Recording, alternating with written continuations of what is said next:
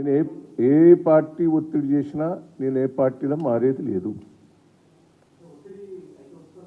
High command నుంచి వస్తానే, నాకు కాదు, నాకు డైరెక్ట్ ఎవరు చేస్తలేరు. నా ఫ్రెండ్స్ వాళ్ళతో వీళ్ళతో మాట్లాడుతున్నారు.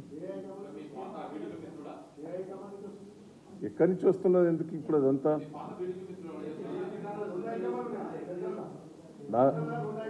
ఇదిగా అవన్నీ డీటెయిల్స్ వద్దు. నేను ఏ పార్టీ మారేది లేదు. పెట్టుకోండి. నేను రాజశేఖర రెడ్డి పీరియడ్లో నాకు ఎంత ఒత్తిడి వచ్చింది మీకు తెలుసు. చాలామంది నేను ఎంపీ గెలిచినప్పుడు నాకు క్రాస్ ఓటింగ్ కాడ మీరు అందరు ఢిల్లీలో కూడా నాకు ఎంత ఒత్తిడి వచ్చింది, ఎంత ఏమి ఇస్తావు, మంత్రి ఇస్తా, ఇంక ఇది ఇస్తా. మారలేదు. నేను మారినందుకు నాకేం చేసారు, కేసులు పెట్టించారు. నా వర్ధనపేట ఎస్సీ రిజర్వేషన్ చేసిండ్రు. నేను ఎంపీగా నిలబడకుండా కూడా అది కూడా కొంత రిజర్వేషన్ చేసింది. ఎక్కడ నిలబడదు. మళ్ళీ పాలకుర్తికి పోయి 3 సార్లు గెలిచిన. నేను ఒకటి నా మీద కేసెస్ అప్పుడు ఎన్ని పెట్టిండ్రో మీకు తెలుసు. ప్రతిపక్షంగా నేను ఎదుర్కొన్నాన్ని, పోరాటాలు చేసిన, జైలుకు పోయినా.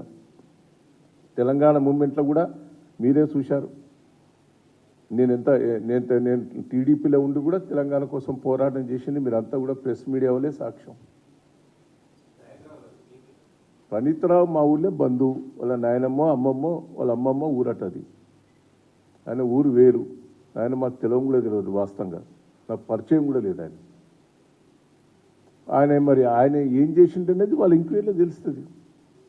ఇప్పుడు మాకైతే అందులో ఏ పొజిషన్లో ఎన్నో సంబంధం కూడా లేదు. ఆయన క్యాస్ట్ నాకు బంధువు కూడా కాదు. వాళ్ళు క్యాస్ట్